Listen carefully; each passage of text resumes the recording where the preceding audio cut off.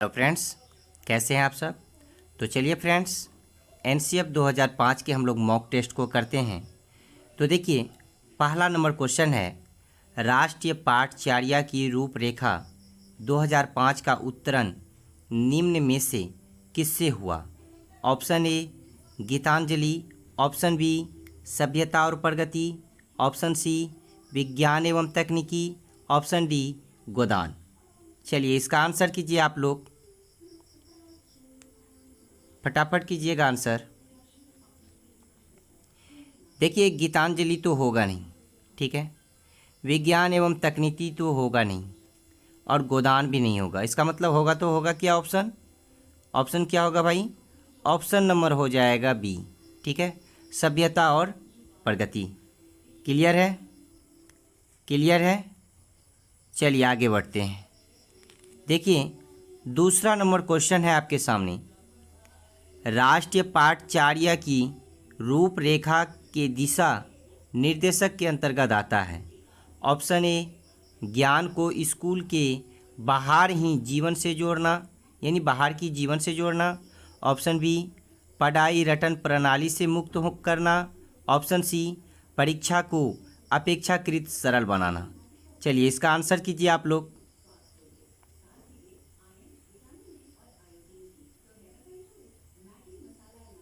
जी देखिए, option A क्या है, ज्ञान को स्कूल के बाहरी जीवन से जोड़ना, ये तो सही है आपका। ऑप्शन बी है पढ़ाई रटन प्रणाली से मुक्त हो, ये भी सही है। ऑप्शन सी है परीक्षा को अपेक्षाकृत सरल बनाना, ये भी सही है। तो इसका मतलब ऑप्शन क्या हो जाएगा हमारा, ऑप्शन क्या हो जाएगा, ऑप्शन नंबर डी हो जाएगा। क्लियर। देखिए फ्रेंड्स, तीसरा नंबर क्वेश्चन है, राष्ट्रीय पाठचर्या की रूपरेखा 2005 के मार्गदर्शक सिद्धांत के विषय में सत्य कथन है। ऑप्शन ए पाठचर्या पुस्तक केंद्रित होना चाहिए, ऑप्शन बी अधिगम प्रक्रिया के अंतर्गत ना समझ आने वाली अवधारणाओं को रखना चाहिए, ऑप्शन सी स्कूलों में प्राप्त ज्ञान को बाहरी जीवन से जोड़ना चाहिए, ऑप्शन डी ऐसी भावी पहचान की अवहेलना करनी चाहिए जो राष्ट्रीय चिंताओं पर आधारित हो। चलिए कीजिए इसका आंसर आप लोग फटाफट। देखिए, पाठचर्या पाठ पुस्तक पर केंद्रित हो, ये तो सरासर गलत है। अगला क्या है, अधिगम प्रक्रिया के अंतर्गत ना समझ आने वाली अवधारणाओं को रखना चाहिए, ये भी गलत है। देखिए ऑप्शन डी में क्या कहा है, ऐसी अधिभावी पहचान की अवहेलना करनी चाहिए जो राष्ट्रीय चिंताओं पर आधारित हो, ये भी गलत है। तो आपका ऑप्शन क्या हो जाएगा, 3 का हो जाएगा, ऑप्शन नंबर सी। क्लियर है, क्लियर है। चलिए आगे बढ़ते हैं। देखिए चौथा नंबर क्वेश्चन क्या है, एनसीएफ 2005 के अनुसार सीखना एक ज्ञान के निर्माण की प्रक्रिया है। आपका यही सही हो जाएगा, ठीक है ना। देखिए, ज्ञान की निर्माण की प्रक्रिया है। ऑप्शन बी में क्या है, ज्ञान की अवरुद्ध करने की प्रक्रिया, ये गलत हो जाएगा। सीखना व्यक्ति विकास को प्रभावित करती है, ये भी गलत है। इनमें कोई नहीं, ऐसा तो है नहीं। आपका ऑप्शन नंबर ए हो जाएगा, ज्ञान के निर्माण की प्रक्रिया। क्लियर। चलिए आगे बढ़ता हूँ। देखिए 5वां नंबर क्वेश्चन है आपका, एनसीएफ 2005 के अनुसार बाल केंद्रित शिक्षा शास्त्र में शिक्षा को किस प्रकार नियोजित करने की आवश्यकता है।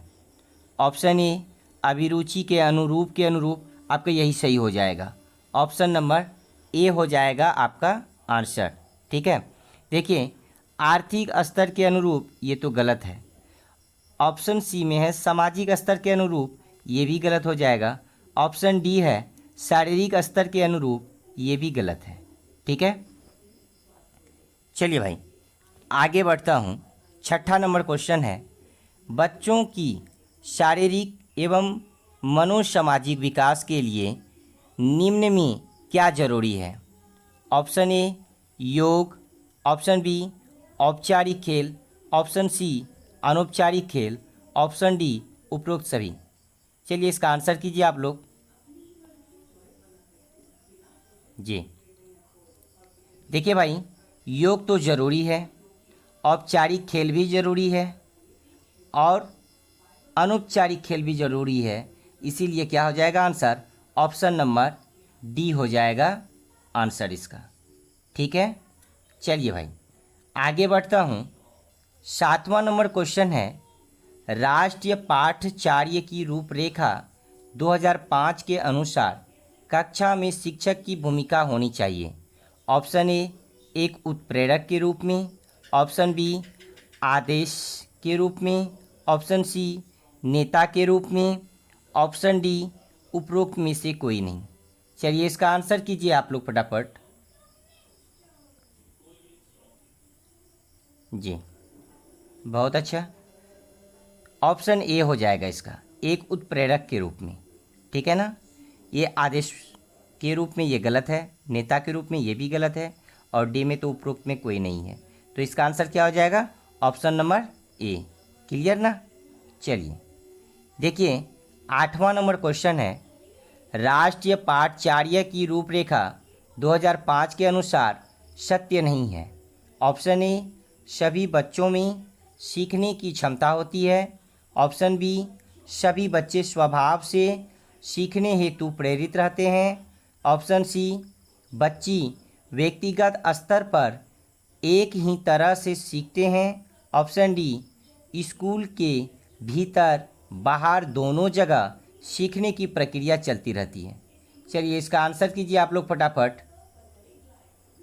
जी बहुत अच्छा, देखिए भाई ऑप्शन ए में है सभी बच्चों में सीखने की क्षमता होती है, ये सरासर गलत है। ऑप्शन बी सभी बच्चे स्वभाव से सीखने हेतु प्रेरित रहते हैं, ये भी गलत है। ऑप्शन सी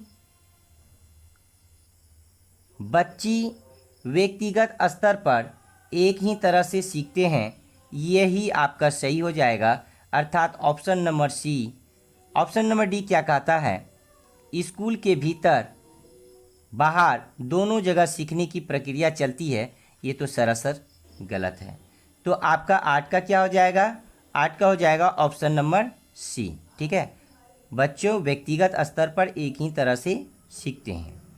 देखिए भाई अगला नंबर क्वेश्चन है आपका क्वेश्चन नंबर 9, एनसीएफ 2005 के अनुसार भाषाई अल्पसंख्यक वाले वर्गों के बच्चे को शिक्षा किस भाषा में दी जानी चाहिए?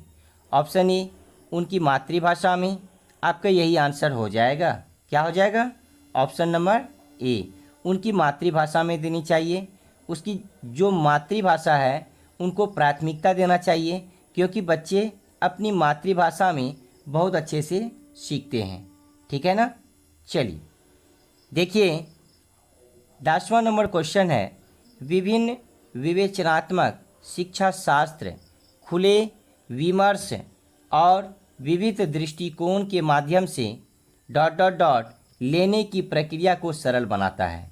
ऑप्शन ए सामूहिक निर्णय, ऑप्शन बी एकल निर्णय, ऑप्शन सी स्वर निर्णय, ऑप्शन डी इनमें कोई नहीं। चलिए इसका आंसर कीजिए आप लोग फटाफट। बहुत अच्छा, देखिए इसका हो जाएगा ऑप्शन नंबर ए सामूहिक निर्णय। समूह में मिलकर निर्णय लिया जाता है। ठीक है, एकल निर्णय होगा नहीं, स्वर निर्णय होगा नहीं, डी में तो इनमें कोई नहीं है, तो आपका क्या हो गया? Option number A. क्लियर? चलिए देखिए 11वां नंबर क्वेश्चन है, राष्ट्रीय पाठ्यचर्या की रूपरेखा 2005 के अनुसार बच्चों के आकलन का सही तरीका क्या है? ऑप्शन ए वार्षिक परीक्षाएं, ऑप्शन बी दैनिक गतिविधियां, ऑप्शन सी अर्धवार्षिक परीक्षाएं, ऑप्शन डी इनमें कोई नहीं। चलिए इसका आंसर कीजिए आप लोग फटाफट।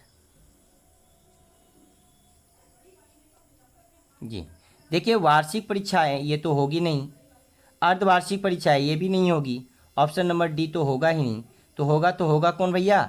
Option number B. ठीक है, क्या हो जाएगा? ऑप्शन नंबर बी दैनिक गतिविधियां। कौन सी गतिविधियां? दैनिक गतिविधियां। क्लियर? चलिए 12वां नंबर क्वेश्चन है, भीड़ भाड़ वाली कक्षाओं में डॉट डॉट डॉट अध्यापन की बात करना निरर्थक है। ऑप्शन ए पिछड़े, ऑप्शन बी सामान्य, ऑप्शन सी कक्षा केंद्रित, ऑप्शन डी सृजनशील। चलिए इसका आंसर कीजिए आप लोग। जी बहुत अच्छा। देखिए ऑप्शन ए तो होगा नहीं, ऑप्शन बी में है सामान्य, ये भी नहीं होगा, ऑप्शन सी में है कक्षा केंद्रित, ये भी नहीं होगा। होगा तो होगा क्या आंसर? ऑप्शन नंबर डी सृजनशील। ठीक है ना, भीड़ भाड़ वाली कक्षाओं में सृजनशील अध्यापन की बात करना निरर्थक है। ठीक है ना, भीड़ भाड़ में कभी भी बच्चे सृजनशीलता से अध्यापन नहीं करते हैं। देखिए भाई 13वां नंबर क्वेश्चन क्या है? यदि बच्चे फेल होते हैं तो वे दर्शाते हैं। ऑप्शन ए अपनी असफलता को, ऑप्शन बी स्कूल की असफलता को, ऑप्शन सी सामाजिक की असफलता को, ऑप्शन डी परिवार की असफलता को। चलिए इसका आंसर कीजिए आप लोग फटाफट। देखिए बच्चे तो कभी भी अपनी असफलता को दर्शाएंगे नहीं, परिवार की तो असफलता को मतलब दर्शाएंगे ही नहीं कभी। ठीक है ना, ऑप्शन सी में है समाज की असफलता, इससे कोई मेल नहीं खाता है। ऑप्शन बी हो जाएगा स्कूल की असफलता को वह दर्शाते हैं। बच्चे अगर फेल होते हैं तो स्कूल की असफलता को दर्शाते हैं। क्लियर? चलिए देखिए 14 नंबर क्वेश्चन है, राष्ट्रीय पाठ्यचर्या की रूपरेखा 2005 के अनुसार गणित शिक्षण का लक्ष्य होना चाहिए।